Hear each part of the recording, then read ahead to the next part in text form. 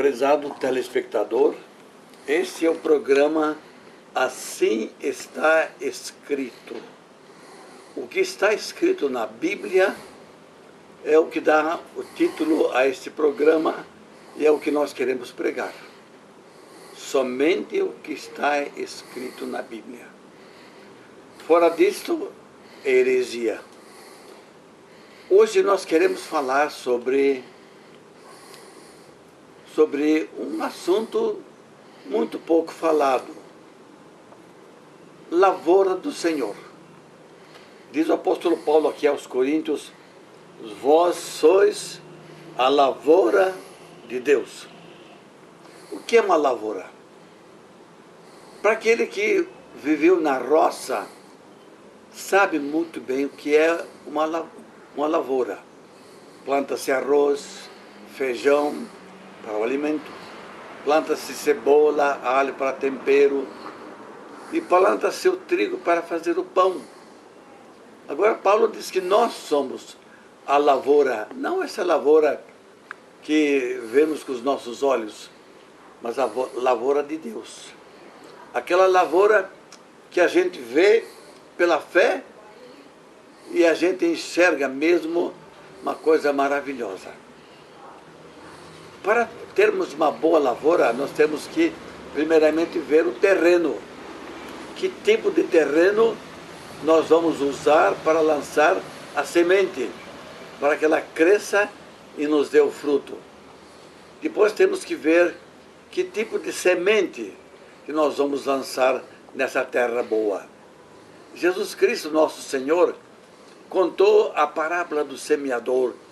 Diz que o semeador saiu a semear a sua semente, e uma parte caiu entre as pedras e morreu logo porque não havia terra profunda.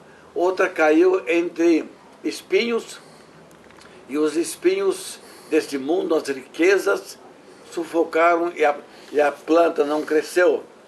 E a outra semente caiu à beira do caminho, e vieram as aves e comeram a semente. Apenas uma semente caiu em boa terra, que produziu de uma semente 30, a outra semente deu 60, a outra deu 100. Então, Deus quer que nós sejamos essa lavoura, que produza 100% na sua causa. Então, nós temos que saber que tipo de terreno vamos semear. Nós lançamos a palavra de Deus, pregamos, as pessoas ouvem, a semente cai no coração, mas se é um coração pedregoso, é difícil. O homem ainda está preso às coisas desta vida. Se o terreno for espinhoso, as riquezas, os bens temporais deste mundo também sufocam e a semente não cresce, não produz o fruto. Vamos aqui verificar mais coisas. Deve existir um agricultor, aquele que cuida, aquele que rega, aquele que arranca os matos daninhos, as ervas daninhas. Então elimina, limpa, para que aquela planta possa crescer, desenvolver-se. Eu tenho aqui um pé de flores. Nós pusemos um galinho simples, brotou, cresceu e já está tão grande e produz flores bonitas. Temos ali um pé de pera. Quem esperaria que ele desse pera? Está carregada de pera. Outra ali tem outra coisa. Outra serve para sombra. Deus, quando plantou a semente que nasceu em nosso coração, transformou-se em alguma coisa boa, em alguma coisa frutífera. Você está vendo a árvore como é bonita? Assim o mundo olha para você e faz com que você veja, isto é, faz com que você seja visto pelo mundo, pelas pessoas que passam, pelas pessoas com quem você tem relacionamento, bom relacionamento, e possam ver em vocês esse fruto.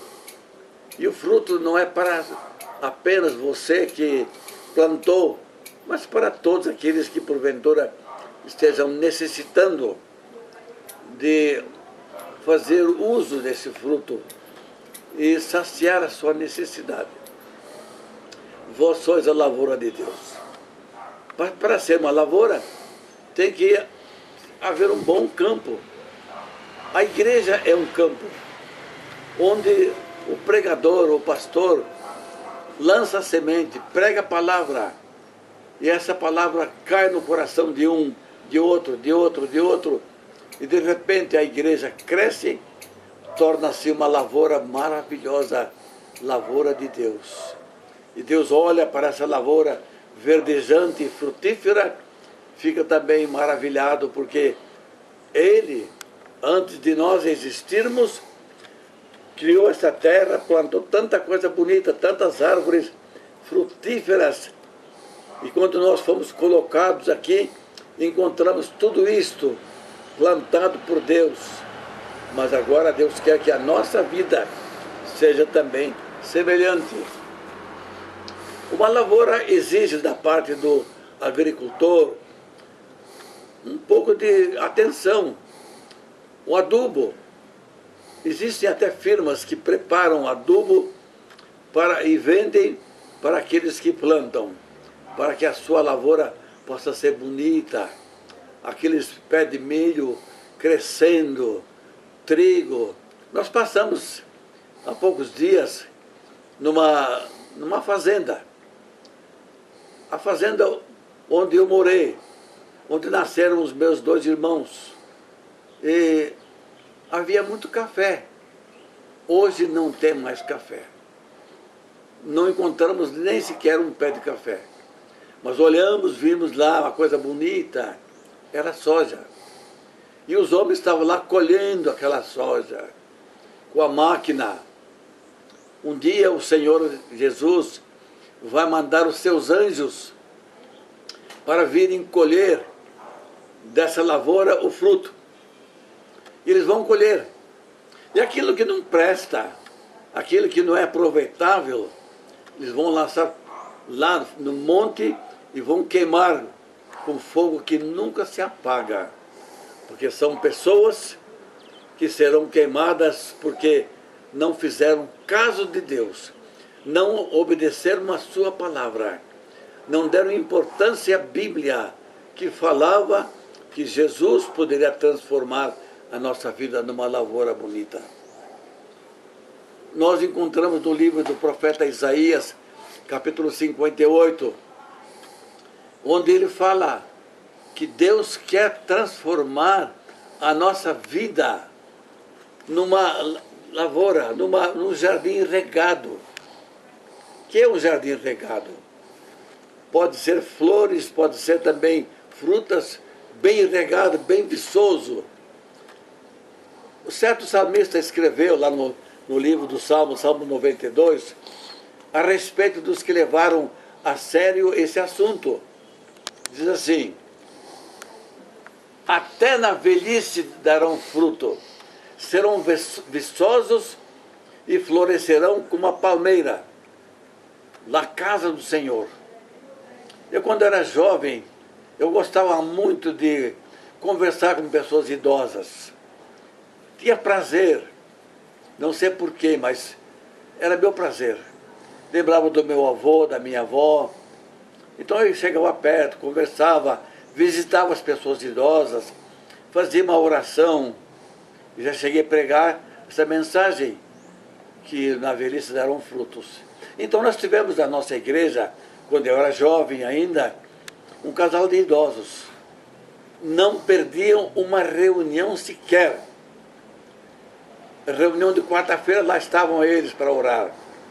No sábado, que era o programa da mocidade, lá estavam eles. Aos domingos, às 6 horas da tarde, havia uma união de mocidade, lá estavam esses dois. No culto à noite, lá estavam os dois. Em todo o tempo, criaram pelo menos 3 filhos que nós conhecemos. 3 não, 4.